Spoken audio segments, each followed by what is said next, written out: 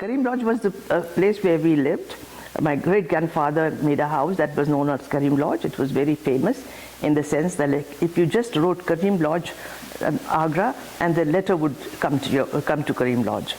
But in those days, you know, the population was very little, and besides, he being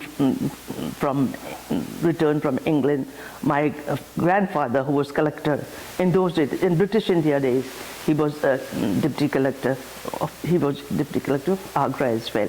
So a well-known family, and whenever one of his sons got married, he would make another house for him, and in that way, I think we had 4 or 5, 6 houses together.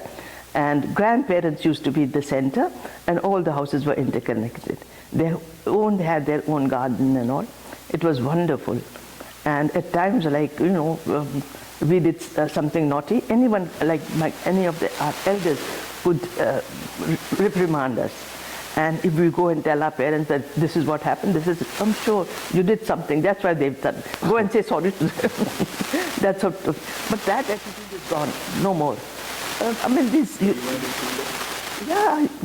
I went to St. John's School. That's the school that my grandfather donated the land, and it was known as Parda School.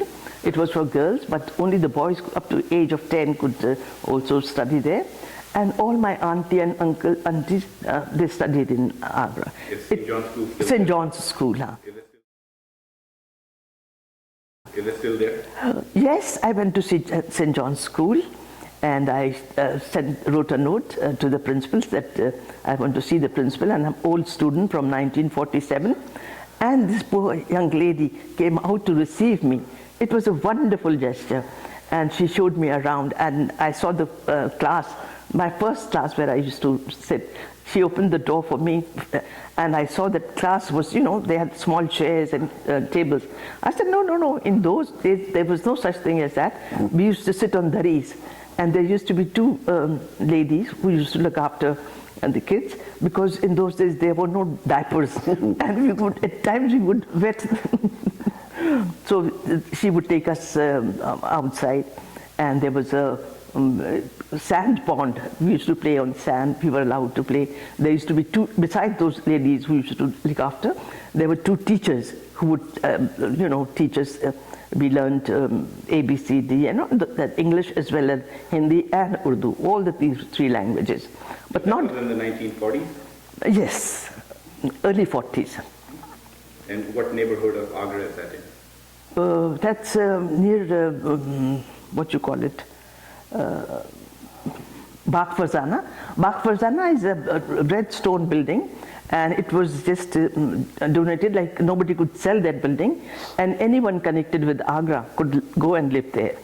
But even now, if you go there, this Bagh Farzana is there, but it's all, it's in very bad shape.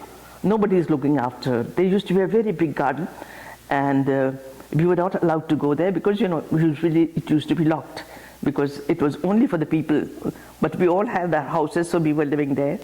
So that sort of thing. And Dr. Rizvi, the renowned doctor here in Pakistan, Karachi, his father was one of our tenants.